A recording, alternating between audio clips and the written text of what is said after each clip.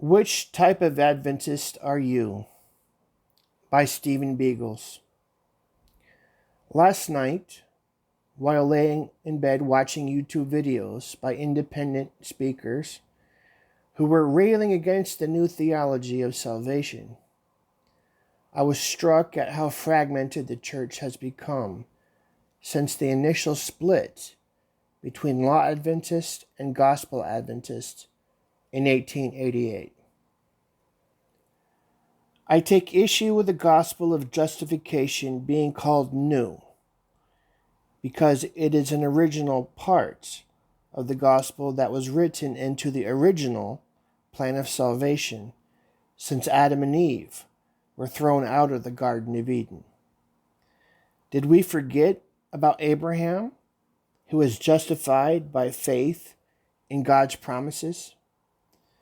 Did we forget that Ellen White sided with the Gospel Adventists, Jones and Wagner, who taught justification by faith? She thought it was understood that the gospel of Jesus should be at the front of Adventist theology. But she quickly realized how legalistic the church had become by focusing on converting other Christians to the Sabbath. The problem is with Law Adventists not making a clear distinction between how God declares us righteous and how He makes us righteous. Many want to combine the two and claim that while God grants us salvation by faith, we maintain our salvation by obedience to the law. Those who are worried about the Pope being the Antichrist don't realize that this is the Catholic plan of salvation that Martin Luther fought to reform. The Bible teaches that God expects us to be obedient to the Ten Commandments, but not as a means to salvation. Obedience to the law has always been connected with blessings of God, but it is not factored into our salvation through faith in Jesus Christ. When Christians are judged by their works, it is to figure out how we will be rewarded in heaven. I'm also perplexed at how Law Adventists connect their view of Daniel and Revelation to salvation. Let me be clear that it is irrelevant when Jesus went into the most holy place, because it doesn't change how we are saved. The only ones who pass through judgment are the ones who have the assurance of salvation in Jesus Christ. I have learned that historicism is only one of the many valid ways to interpret end-time prophecy.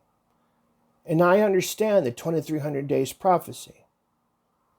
However, I don't think that what one believes about 1844 has any bearing on the gospel of Jesus Christ. Going back to fragmentation, I've already mentioned the split between Law Adventists and the Gospel Adventists. Well, here are a few more types of Adventist. 1. The Badventist is one who drinks Starbucks, eats the egg and sausage McMuffins at McDonald's, and orders the large cola while sitting in their favorite movie theater. Yes, there are plenty of these. 2. The Sadventist is one who is in a state of terror over their salvation. They want to be perfect so they can be ready for the second coming of Jesus, but they never feel like they are perfect enough. They seem gloomy and depressed over their state of imperfection. They always seem to be in a state of crisis in their personal walk with God. 3. The Fadventist is one who gets swept up over every new teaching that comes through the church.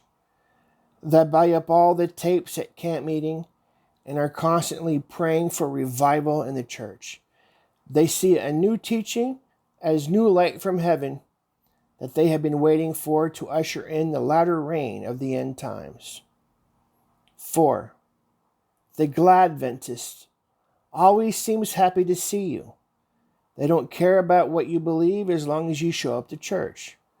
They are always hugging you, inviting you into their house, and making you part of their family. They don't seem to have a care in the world, and they hardly ever admit to the problems in the church.